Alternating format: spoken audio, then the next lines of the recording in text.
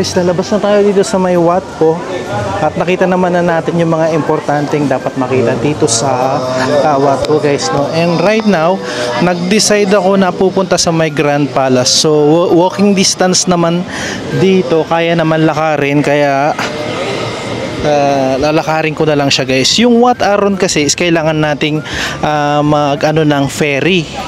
So, dito na lang tayo sa walking distance. Kung sakasakaling maligaw din kayo or mapunta rito or mapasyal dito sa may Watpo, pwede nyo nang isabay yung The Grand Palace and pwede nyo siyang lakarin or pwede rin kayo mag-andyan.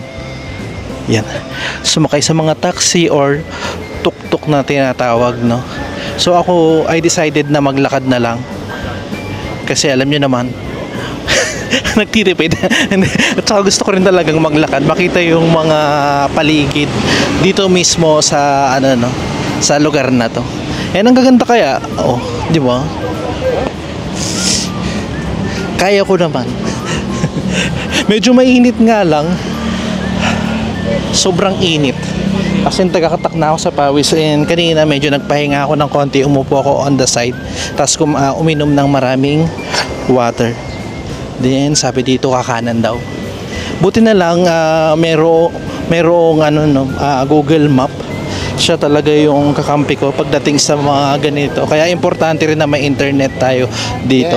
Maraming mga nag-o-offer ng one day tour.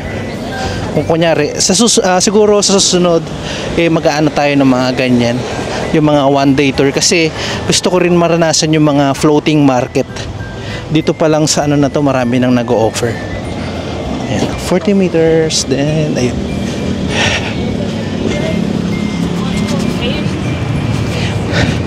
Ayan. Grabe yung grabe yung kagandahan ng pagkaligaw ko kanina. Kasi just imagine, hindi ko akalaing makikita ko agad yung Watpo, which is yung unang-una ko talagang gustong puntahan, yung Wat Arun. So yung plano ko is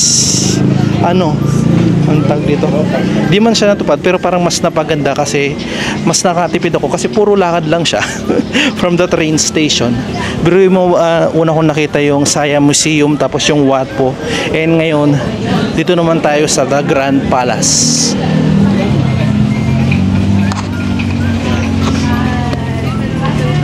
Yung mga dinadaanan natin, marami tayong nakikita nag-aano ng mga souvenir items, no?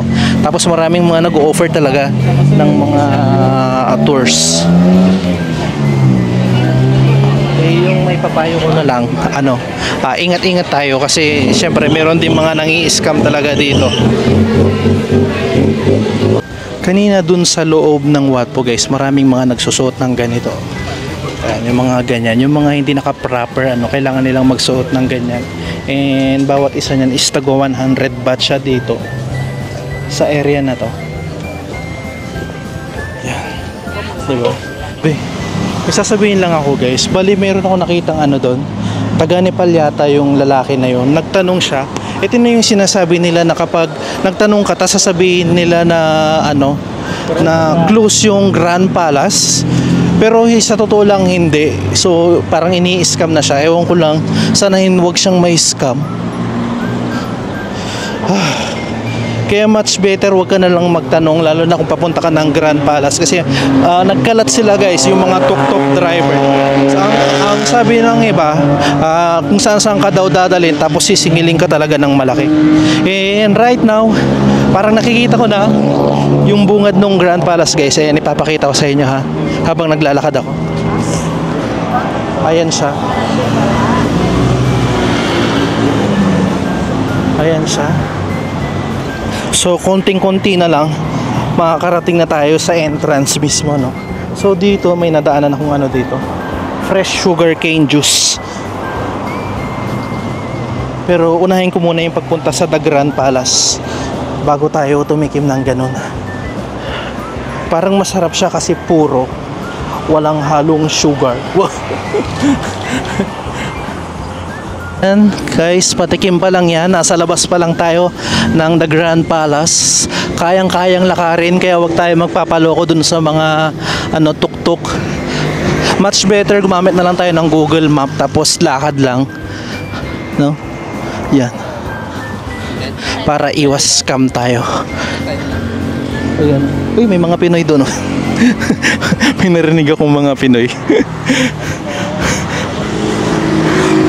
Ay, grabe. And I'm back guys, no. So nakita na natin yung entrance. So around 13 minutes yung nilakad ko. Kasi yung parang ano doon, hindi siya pinag-entrance, parang doon yung exit.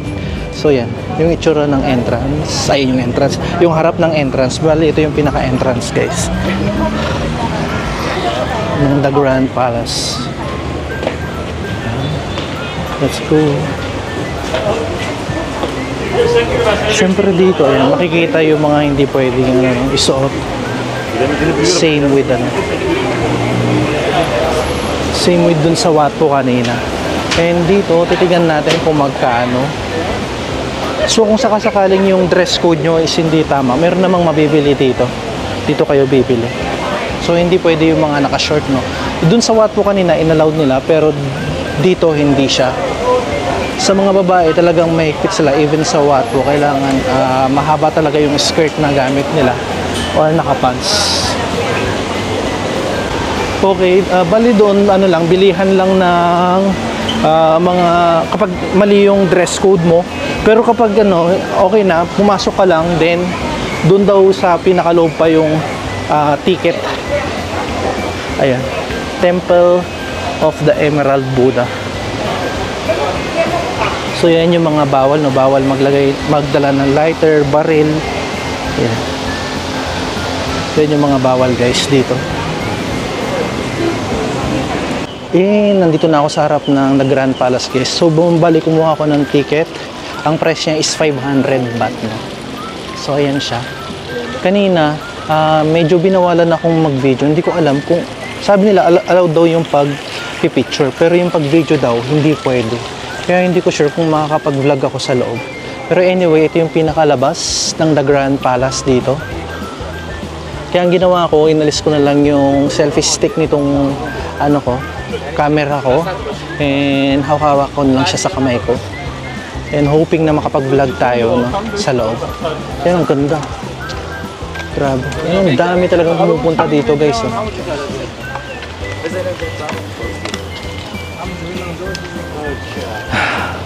Yan, pasok na tayo guys. Let's go. Dito na tayo sa loob guys.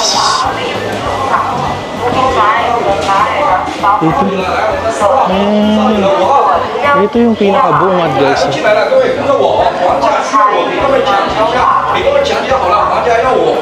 Hoping na hindi ako masita. Kasi sabi kanina doon, bawal daw mag-video. So parang picture-picture lang yung ina-allowed nila. Then grabe, ang daming tao. Blockbuster dito sa The Grand Palace. Marami na doon sa kanina, Watpo. Pero mas marami dito.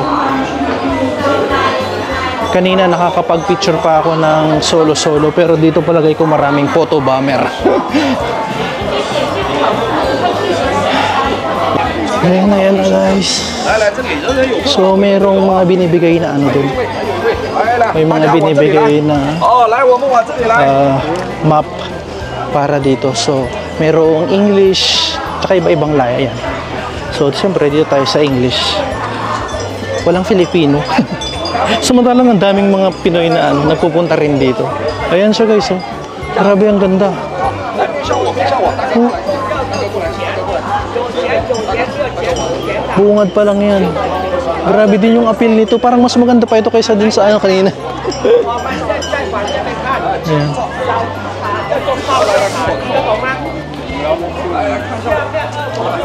Kaya nakit lang tayo dito guys. Dito sa marami nagpapapicture. Yan, grabe. Kaganda ng mga palace dito.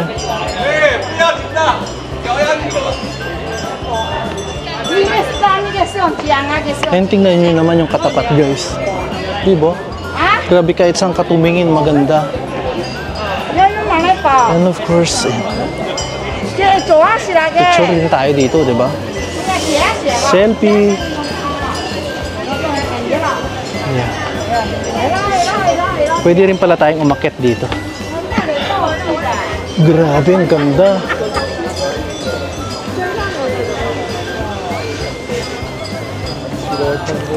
Grabe yung mga details niya, ang ganda, oh, ng pagkakagawa nila. Wow. Very Instagrammable tong lugar na to. Kahit saan ka pumwesto. And syempre, magtitake din tayo ng picture, no? Umpisa pa lang yan, bungad pa lang. Pero, ano na, tawag dito, busog na yung mata natin. Na sobrang ganda.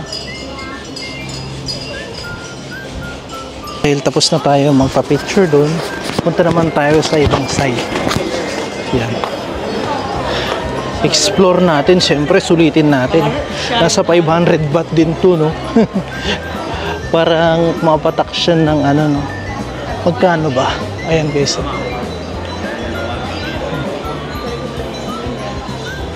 Dito yung pinaka-exit daw sa Grand Palace. Syempre hindi tayo exit, kakapasok pa lang natin eh.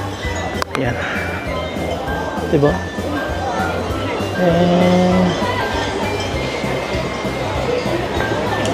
Ba't napunta kagad ako sa exit? Mali ah.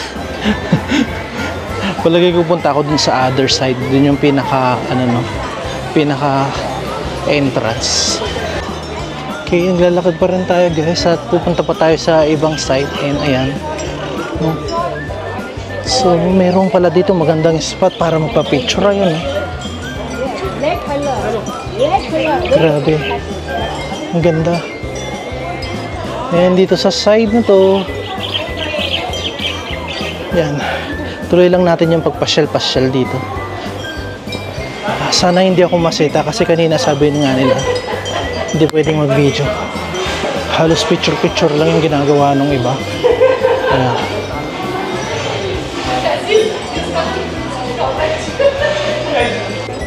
Tuloy na natin yung pamamasyal guys. And ayan. Grabe. Tignan niyo yung mga detalye guys kung paano nila ginawa. Grabe ang ganda. Yun nga lang, sobrang dami ng mga nag-tour, hindi ka pwedeng walang photo bomber. So halos lahat ng mga picture ko may photo bomber talaga. And normal na siya dito sa na to, sa area na to. Ayan. White, the white one. So makikita natin dyan. And tuloy na natin yung paglalakad. Of course, papakita ko yung paligid sa inyo. No? Ayan.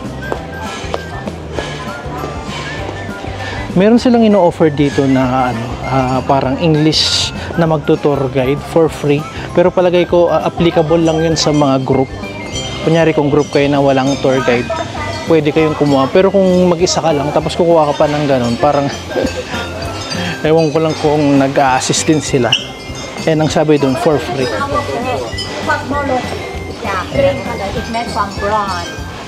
Magiging mas makabuluhan kasi pag may tour guide ka kasi inaano nila yung history kung paano siya ginawa, kung ano yung pangalan ng mga to, ng mga temple na nakikita natin. Yan. Since DIY tayo, yan. Na hindi ko ma-explain sa inyo kung ano yung mga nakikita.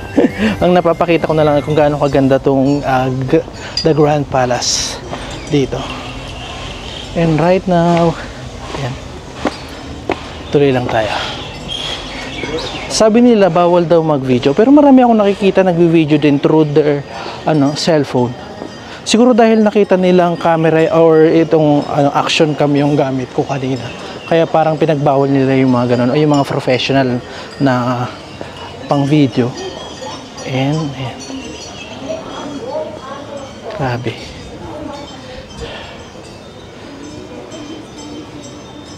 Dito guys, meron din kayong may enjoy na ganito, mga wall paint to. Ayan. Gaganda rin. Grabe din yung pagkakagawa nila. Pero yung may mga side na parang nire-repair sila, especially yung sa tuktok. Pero dito, ayan. Sobrang haba ng itong mural painting na to. And bawal siyang hawakan kasi tingnan nyo, may harang dito. And makikita natin maraming mga nakaupo na dito, no? Sobrang init kasi guys, nakakapagod maglakad. Lalo na ako. Oh, grabe na yung pawis ko. Tapos puro lakad pa. Pero enjoy naman siya. Kasi ang daming makikitang maganda talaga. Kahit saang side ka tumingin, ayan pa siya guys. Ewan ko lang kung ano itong mga to. So hindi naman tayo nakakabasa. Ayan. Mahaba pa siya. And actually marami to eh. Diba? Mga mural painting na dito mo rin makikita sa The Grand Palace. And syempre, tuloy-tuloy lang tayo sa pag-explore. Busugin natin yung mata natin, di ba? And this way naman tayo. Yan. Itong area na to is pa-exit na kung di ako nagkakamali. Pa-exit ba? Ay, hindi yata. Parang ibang ano yata, lugar to. And this area, parang iba-iba yata yung part. No? So, pwedeng, ano dito, mag-entrance. Teka lang. Okay. Ito naman, ibang area pala to guys. So, ayan. Dito naman sa area na to, ito naman, ang makikita. And sa side na to, may bilihan ng mineral water and milk tea. Milk tea ba? Ay, di, cola. Ang cola nila is 20 baht. Tapos yung mineral water nila is 20 baht din. Medyo may kamahalan dito, no? Kasi kanina sa Watu, nasa 10 baht lang yun. Anyway, yan. Enjoy! Sa mga nakita ko guys, ito yung pinakamalaking palace na nakita ko dito. No? Ayan siya. Tapos mayroon pa doon isa doon. Grabe. Oh. Ayan. Diba?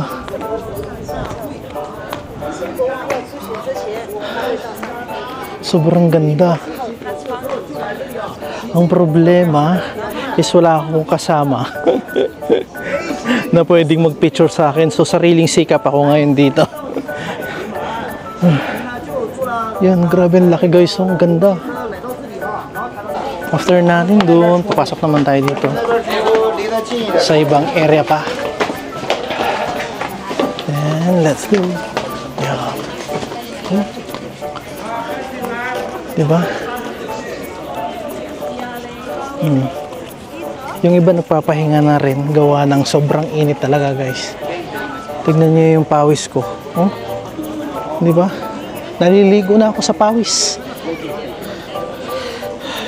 And advisable na mag-deodorant kung hindi.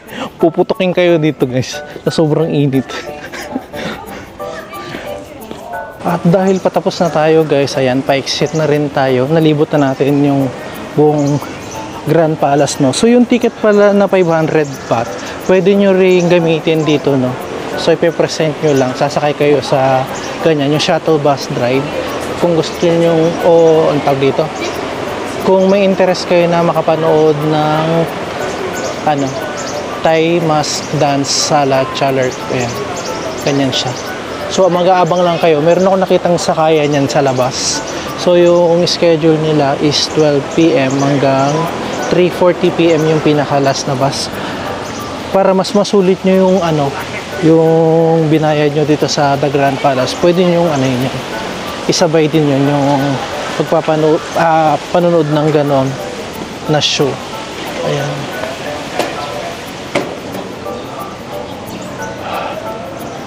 Pakita ko lang yung exit guys, kung gaano kaganda rin dito. Talagang kahit saang side ka pumunta, maganda talaga dito. Grabe. Ayan. Ayun yung sinasabi ko guys, so, na pwedeng gamitin yung ano natin. Kung gusto nyo manood ng mga traditional dance or Thai mask dance, ayun. So 4 o'clock, so ngayon yung pinaka-last, no? So pwedeng pumunta dyan, no? Pwede rin ako sumakay, no? Tingnan natin. And marami ding nagtitinda ng inumin dito. Siguro mas mura dito compared dun sa loob. Bahala na guys. Sasakay na rin ako. Ayan. Ayan, gagamitin natin yung ano, yung ticket nga na ibinili natin na 500 baht doon. Sana for free, no? Ayan siya guys, yung itsura. And meron na rin mga nanggaling sa Grand Palace na sumakay din dito. Yan, umaandar na guys.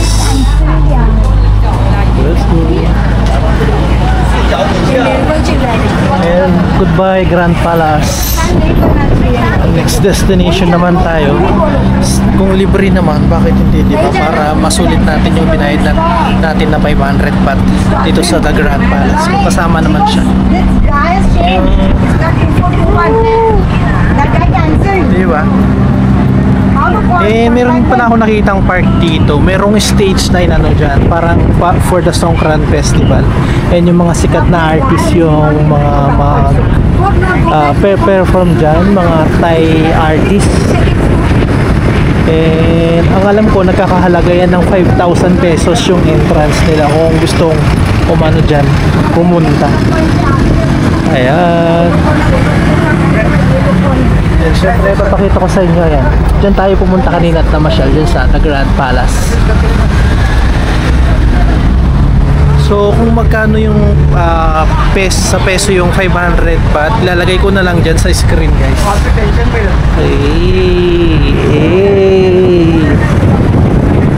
Diba?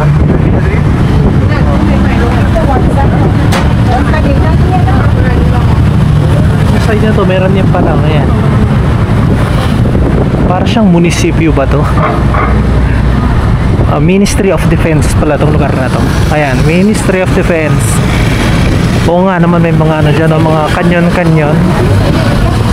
Sabi nung nagdadrive kanina, around 10 minutes yata yung transpo time nito papunta dun sa location kung saan kami manonood nung ano, mass dance. Ayan siya, nakita nyo ba yan? Ayan, ganun siya.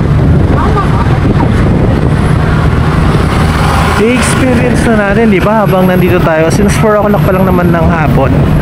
Ayan. Experience natin yung pwedeng lahat i-experience. Kasi, di naman natin alam kung makakabalik pa tayo ulit dito, di ba?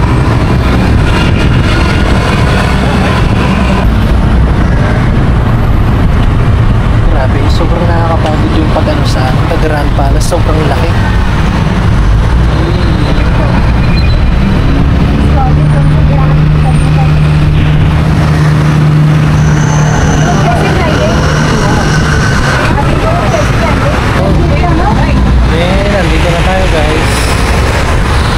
Theater, Sala Chale Macro Royal Theater. Ayan. Siguro may present lang natin yung ano na yan.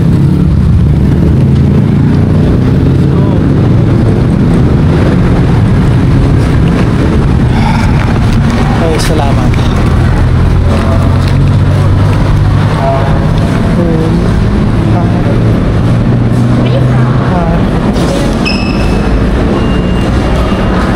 Sorry. Thank you. Yeah. So in-scan lang nila tong QR code na galing din mismo dun sa palace. Sa The Grand Palace. Saan nga ba? Teka lang. That one? No. May CR dun.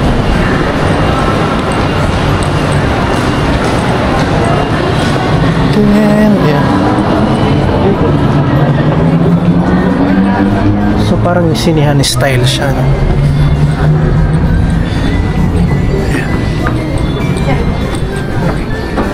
Diba? Nakapasyal ka na sa The Grand Palace tapos manonood ko pa ng ganito. Sulit. Ayan. Dami na rin palang tao dito. Ayan sila. So, saan tayo pupwesto? Sa harap ba? O sige, punta na lang tayo sa harap. Para kunyari bida tayo. Bibida-bida. Okay. Ayan, sa row 3 tayo. Diba? Bida-bida. Ayan yung pinaka-stage guys. Sala Chale Macro Royal Theater. Ayan, hindi pa nagsisimula yung program. Ayan, ganyan na yung karami yung tao pumunta rito.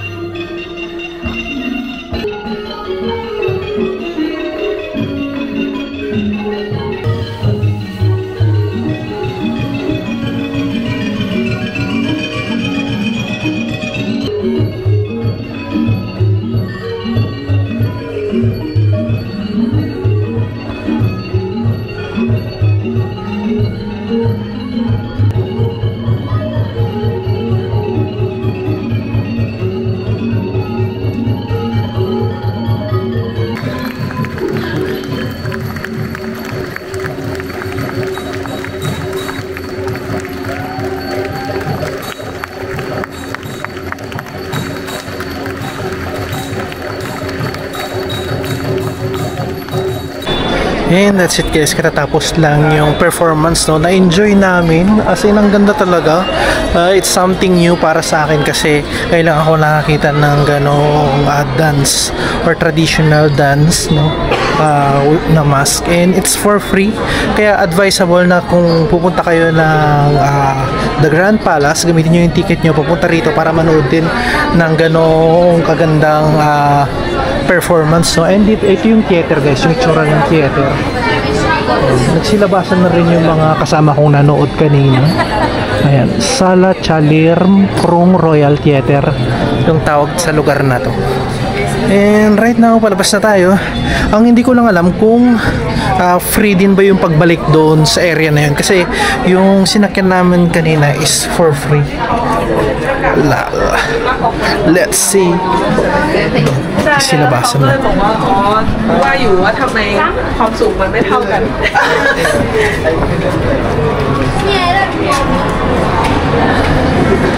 Nakaka-good vibes siya guys, yung performance. At the same time, nakapagpahinga kami. Alam mo yung sobrang pagod ko pag punta sa Watpo, tapos nagpunta ako ng Grand Palace, yung sobrang init, tapos dito sobrang lamig nung theater. At the same time, ang ganda talaga ng performance. Tapos dito sa pinakalabas ng theater, syempre hindi mawawala yung mga bilihan ng souvenir items na pwede nyong bilhin guys dito. Ayan.